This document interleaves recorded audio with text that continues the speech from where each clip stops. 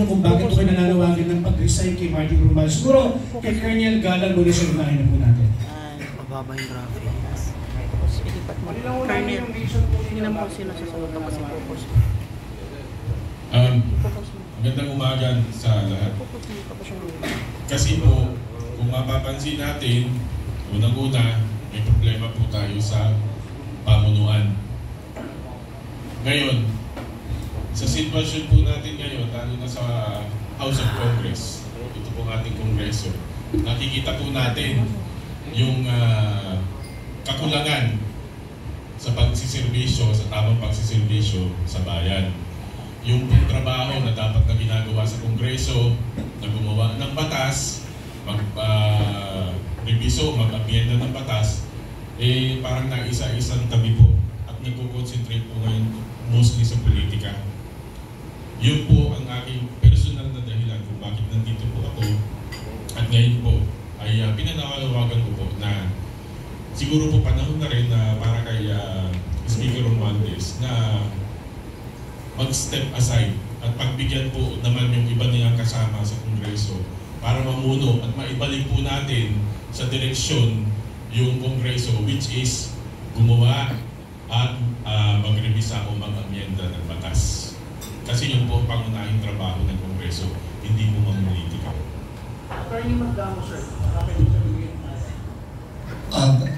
Yung saligang batas natin, pinagbabawal niya ang political dynasty.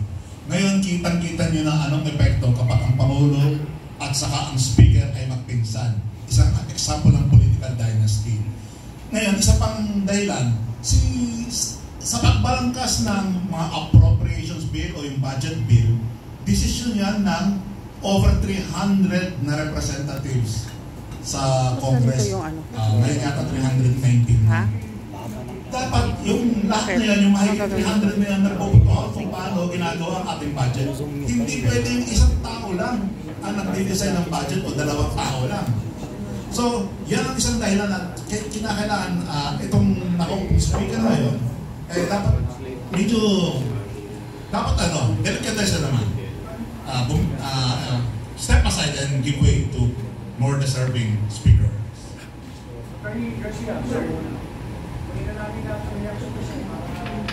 Magandang umaga po sa inyong lahat.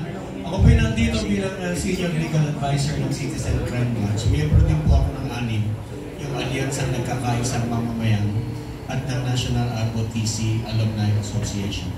Ang aking pong panawagan para mag-resign si Speaker Romualdez is kasi po hanggang siya ang namumuno sa Kamara, meron pong hindi mapananagot sa batas dahil sa culpable violation ng ating Constitution.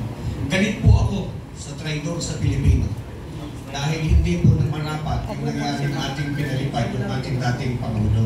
Katraidoran po ito sa Pilipino dahil betrayal po yan eh. Obligasyon po, duty ng Presidente to protect every Filipino citizen wherever he may be found. Yung po ating dating Pangulo nandito sa Pilipinas, nilipad natin, diniliver natin sa ibang bansa.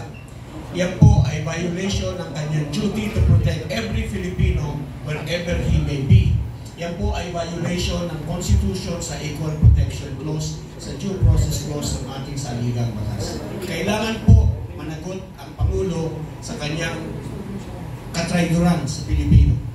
Kaya hindi po mangyayari yan hanggang ang Speaker of the House ay yung kanyang pinsan na Speaker Romualdez. Magandang umaga. Magandang araw po sa ating lahat.